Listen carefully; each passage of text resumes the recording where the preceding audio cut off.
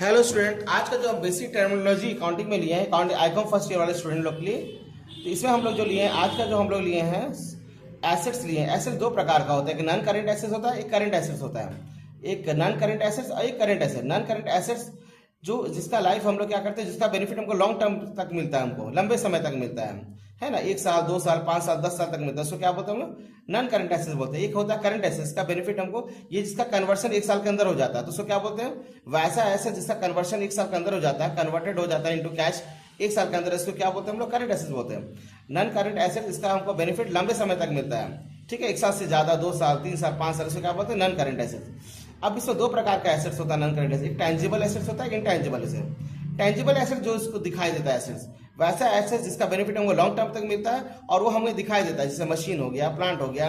आपके पास जो मशीन है वो दिखाई दे रहा है हमें, प्लांट है, कारखाना का जो प्लांट है, फर्नीचर है, बिल्डिंग है, ये सब हमें दिखाई दे रहा है, तो ये क्या उनसे एसेट्स हो गया टैंजिबल एसेट्स। और इनटैंजिबल एसेट्स ऐसा होता है जिसका which do not have physical existence, जो हमको दिखाई नहीं देता है ना, लेकिन इसका मनी के रूप में वैल्यू होता है ना जी। वैसा एसेट जो हमें दिखाई नहीं देता, गुडविल, लेकिन इसका हम लोग मनी के रूप में वैल्यू लगा सकते हैं। किसी दुकान का ख्याति है, प्रसिद्धि है, नाम है, ट्रेडमार्क है किसी ऑर्गेनाइजेशन का, या किसी राइटर वगैरह कॉपीराइट, या किसी म्यूजियम म्यूजिक हो गया, सॉन्ग हो गया, वीडियो हो गया, मूवी हो गया, इसका कॉपीराइट है, तो क्या हो गया इनटैंजिबल एसेट्स है, क्योंकि इसको ये हम लोग कैश में मनी में कन्वर्ट कर सकते हैं, क्योंकि इसका मनी का वैल्यू होता है।